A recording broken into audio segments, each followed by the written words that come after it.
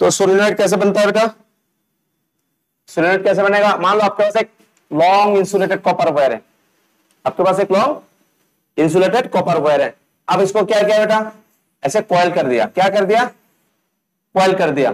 तो कॉइल करने का मतलब क्या है? जब कोई भी कॉपर वायर या इंसुलेटेड कॉपर वायर को, अब यहाँ पे इंसुलेटेड कॉपर वायर क्यों लिया? क्योंकि वो बेस्ट कंडक्टर होता है सोलेनोइड के लिए, ठीक है। तो जब आप ऐसे कॉइल करोगे तो ये सोलेनोइड बन जाएगा। ये इसको क्या बोलोगे बेटा? एक वायर है, स्ट्रेट वायर है। ये क्या है? स्ट्रेट वायर, स्ट्रेट वायर है, ठीक है। ये स्ट्रेट वायर है। और ये क्या बन गया बेटा? अभी स्ट्रेट वायर को आपने कॉइल किया तो क्या बन गया? सोलेनोइड। सोलेनोइड बन गया। बात समझ आया?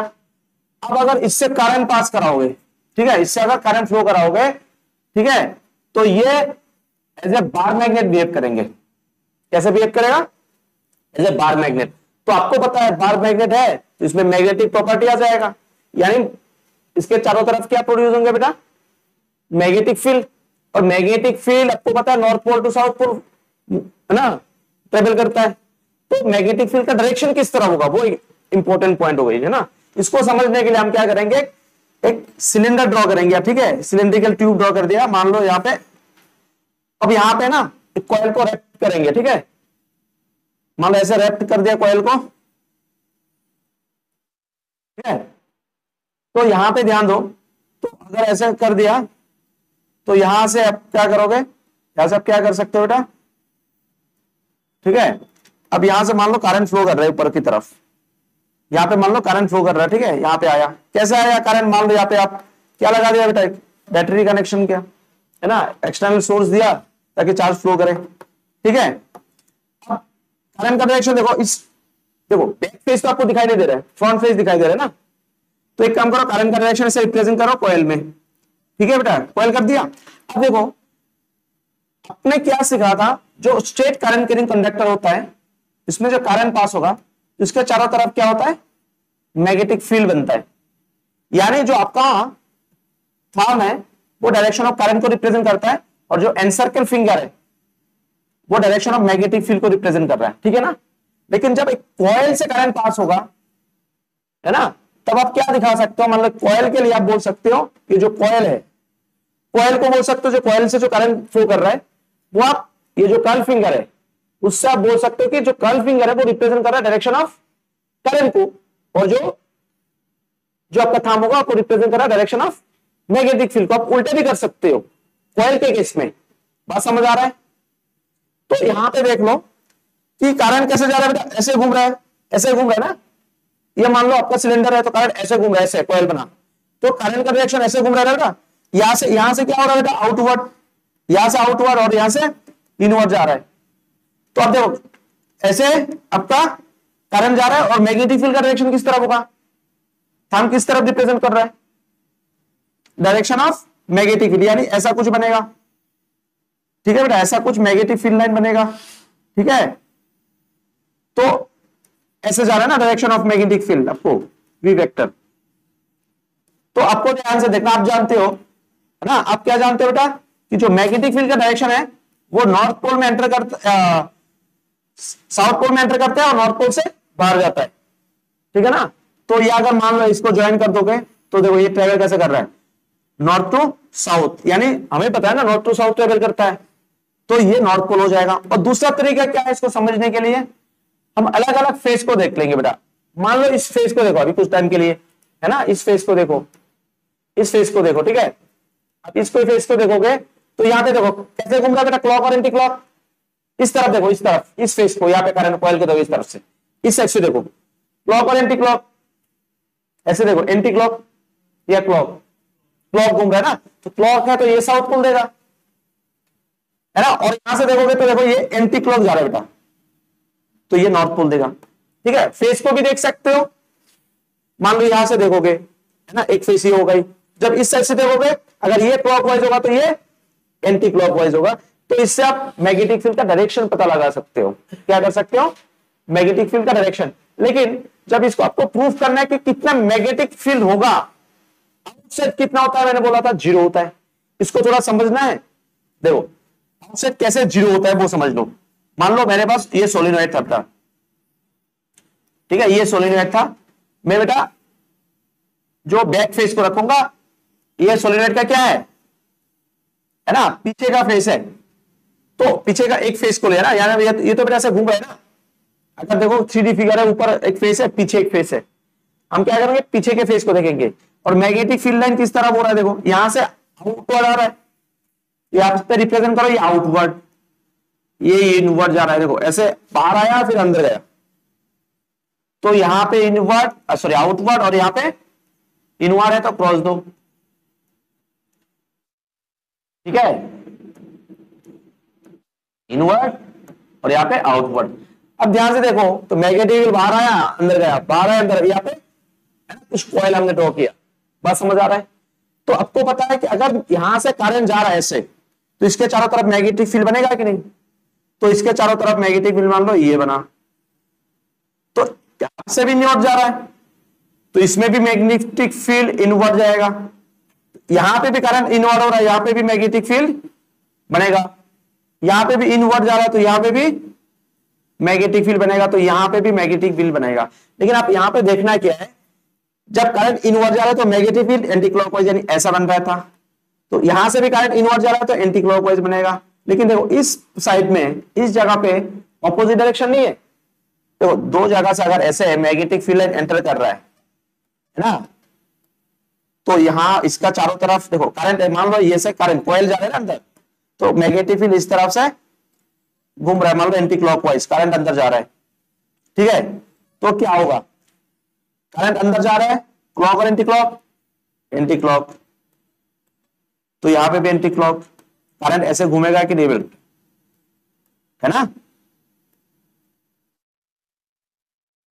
बताओ यहां पे देखो करंट का डायरेक्ट, यहां पे जो मैग्नेटिक फील्ड का डायरेक्शन जो है वो अपोजिट है, मैग्नेटिक फील्ड का डायरेक्शन अपोजिट है ना।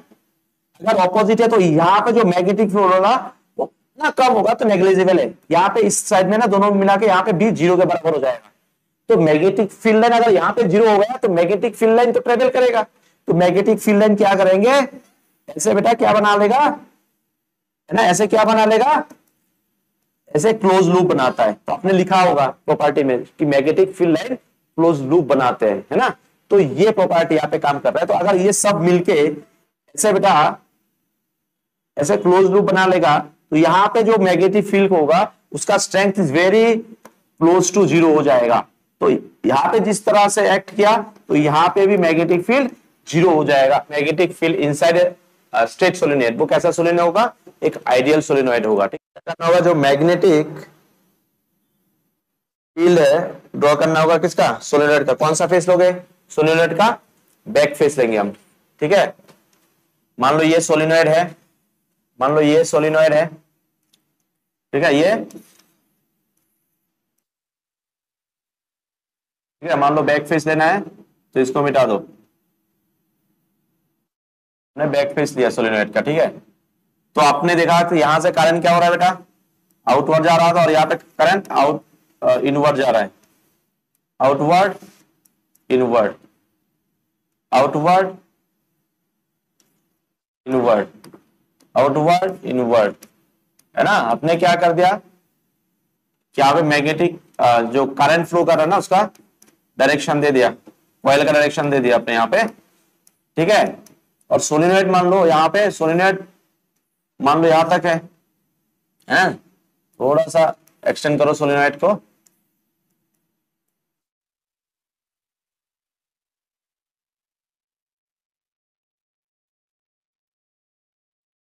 ठीक है, हमने एक्सटेंड कर दिया। अब हमें क्या करना है, हमें पता है इसके अंदर क्या होता है। अगर मैग्नेटिक फील्ड का डायरेक्शन ऊपर की तरफ है ना, ऐसे ऐसे बाहर आके ऐसे जा रहा है, अंदर जा रहा है, तो ये मैग्नेटिक फील्ड का डायरेक्शन है, ठीक है, ये मैग्नेटिक फील्ड का डायरेक्शन है। तो हमें क्या चाहिए बेटा, हमें क्या प्रूव करना है कि मैग्नेटिक फील्ड इनसाइड कितना है, हमें क्या चाहिए अंदर मैग्नेटिक फील्ड कितना है। तो इसके लिए क्या करेंगे, हम एक एज्यूम करेंगे एम्पियर सर्किटल लूप, है ना, या बोल सकते हो कि एम्पिरियन लूप, है ना। एम्पियर सर्किटल लॉ का यूज होगा यहाँ पे, तो आप क्या बोल सकते हो, एम्पिरियन लूप ड्रॉ करना है। क्या करना है बेटा, तो देखो यहां पे मैंने क्या क्या दिया, यहां पे मैंने एम्पिरियन लूप ड्रॉ कर दिया, ध्यान से देखो मैंने क्या कर दिया, यहां पे एम्पिरियन लूप ड्रॉ कर दिया यहां से, एम्पिरियन लूप ड्रॉ कर दिया बेटा, यहाँ पे देखो क्लोज लूप ड्रॉ कर दिया। और एक बात याद रखना है, तो मैग्नेटिक फील्ड का डायरेक्शन तो इस तरफ था, मैग्नेटिक फील्ड का डायरेक्शन इस तरफ था, तो ये आपका बी वेक्टर का डायरेक्शन है। लेकिन एक बात याद रखना है यहाँ पे, आपको इंपॉर्टेंट याद रखना कि जो एम्पिरियन लूप का जो डायरेक्शन होगा वो मैग्नेटिक फील्ड के डायरेक्शन की तरफ होना चाहिए। देखो मैग्नेटिक फील्ड इस तरफ है तो एम्पिरियन लूप का डायरेक्शन इस तरफ होगा। बात समझ आ रहा है कि नहीं? बात समझ आ रहा है? बात समझ आ रहा है ना? क्या जो आपका जो एम्पिरियन लूप का जो डायरेक्शन होगा वो मैग्नेटिक फील्ड के डायरेक्शन की तरफ होगा। ठीक है, तो आपने लूप बना दिया। अब हमें क्या चाहिए बेटा, आपको पता है आउटसाइड क्या होता है, मैग्नेटिक फील्ड 0 होता है। ठीक है, तो अब यहां पे देखना है हमें एक एक करके। यहां पे मान लो ये लूप का जो नाम का, यहां पे एक काम करो, लूप का नामकरण कर दो, है ना। यहां पे मान लो ए दिया, है ना, और इस पार्ट में, है ना, इस लेंथ के लिए आपने क्या दिया, ए और ये बी, और इस आर्म के लिए आपने सी और डी दिया। बात समझ आ रहा है? तो हमें और एक चीज क्या देखना है कि जो यहां पे देखो मैग्नेटिक फील्ड का डायरेक्शन किस तरफ है, एम्पिरियन लूप का डायरेक्शन किस तरफ है, इस तरफ, यानी दोनों का डायरेक्शन सेम है। तो थीटा क्या बन रहा है, 0 डिग्री। थीटा क्या बन रहा है, 0 डिग्री। और एम्पियर सर्किटल लॉ में आप कौन सा फंक्शन लिया था, ट्रिग्नोमेट्रिक कॉस थीटा लिया था, ये भी याद रखना। ठीक है, तो यहां पे देखो इस पॉइंट में देखो बेटा मैग्नेटिक फील्ड का डायरेक्शन इस तरफ, और यहां पे देखो जो आपका एम्पिरियन लूप का डायरेक्शन है वो आपस में कितना डिग्री बना रहा है, यहां पे भी देखो कितना डिग्री बना रहा है, 90 का वैल्यू कितना होता है।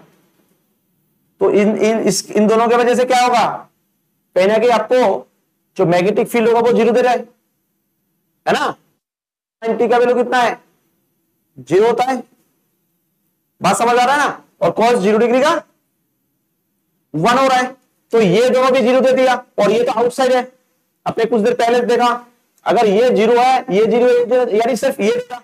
तो इसको लिखना कैसे है ना। आपने क्या किया, एज्यूम क्या है, ध्यान दे दो। और एक बात ध्यान दो बेटा, आपने क्या पूरे सोलेनोइड में लूप बनाया या सिर्फ कुछ ही कॉइल, ये जो लूप है कुछ कॉइल के अंदर है। देखो इस लूप के अंदर कितना कॉइल है, 1 2 3 4 5 6, है ना। हो सकता है हमें नहीं पता, अननोन है, n नंबर ऑफ कॉइल हो सकता है, लेकिन पूरा तो नहीं आया ना। तो जितना आया, इस लूप का जो लेंथ है उसको हम मान लेंगे, इस लूप का लेंथ को हम मान लेंगे l, है ना। तो हमें इसके अंदर क्या चाहिए होगा, मैग्नेटिक फील्ड। मतलब इस लूप जितने जगह पे आपने लूप बनाया वहीं पे हमें मैग्नेटिक फील्ड ढूंढना है। कहां पे, सोलेनोइड के अंदर। तो क्या करना है, देखो हमें पता है, ध्यान से देखो, according two ampere circuital law आपको क्या पता है, ध्यान से देखो, क्योंकि ये क्लोज इंटीग्रल हो रहा है ना। अपने एम्पिरियन लूप लगाए तो क्लोज इंटीग्रल आएगा, एम्पिरियन लूप लगाए तो क्या आएगा, क्लोज इंटीग्रल। तो देखो आपको according two ampere circuital law आपको क्या पता है, क्लोज इंटीग्रल ऑफ, ध्यान से सुनो, बाद में कॉपी करना। Close integral of v vector dot dl vector is equal to क्या होता है, mu naught time current flowing, the mu naught times the total current flowing through the क्या, थ्रू द क्लोज कर्व। यानी इसके अंदर से, loop के अंदर से कितना करंट जा रहा है, तो क्या लिखोगे, टोटल करंट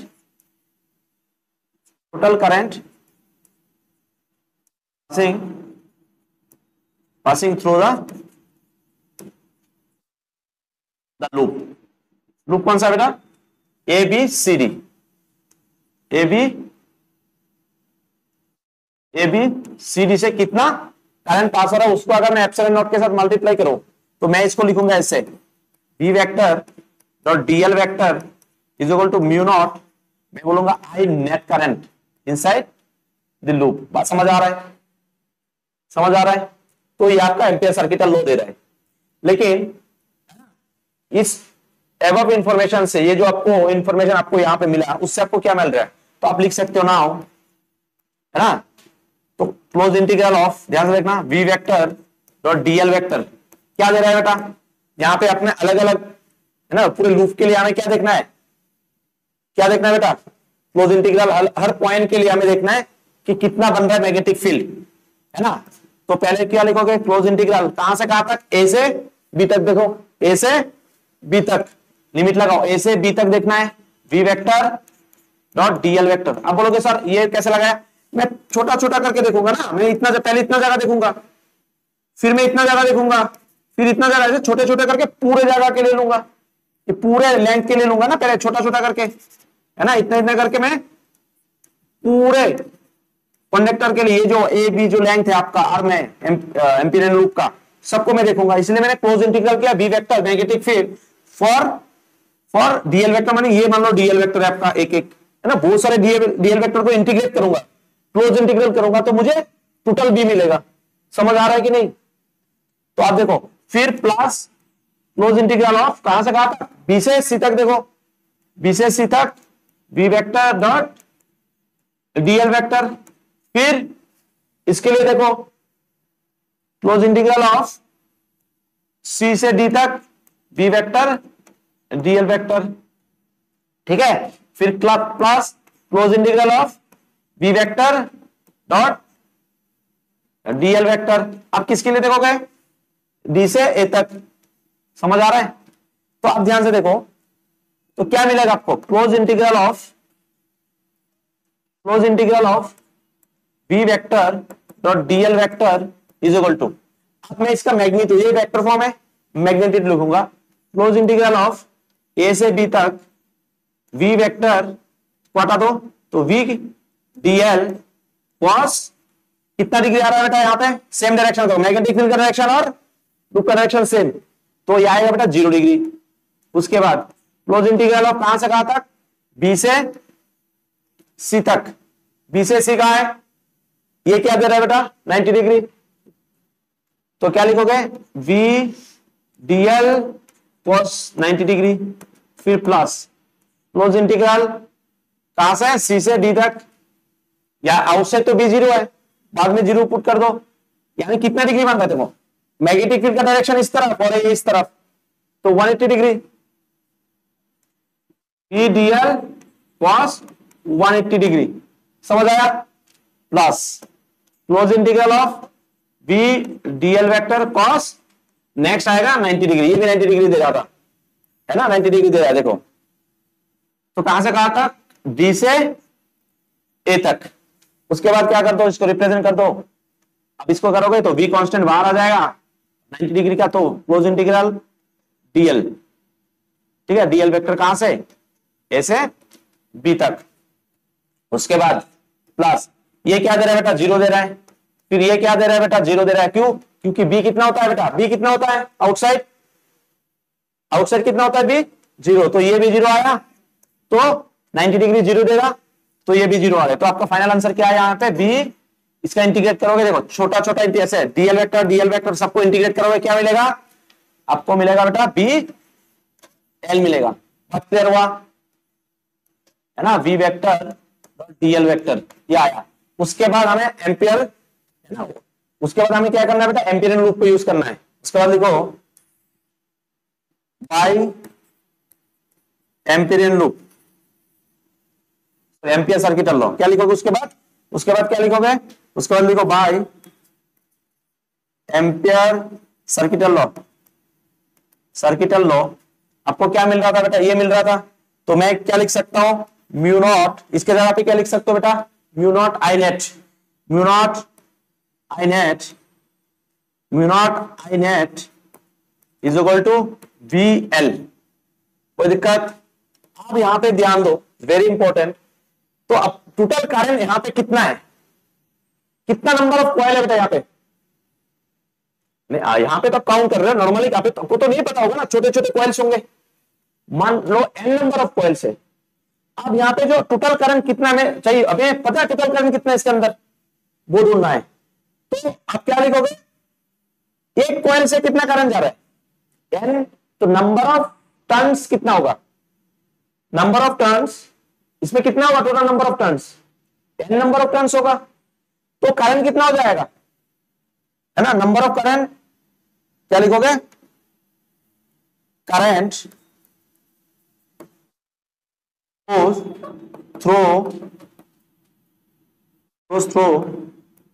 through एक कॉइल से कितना करंट जाएगा बेटा?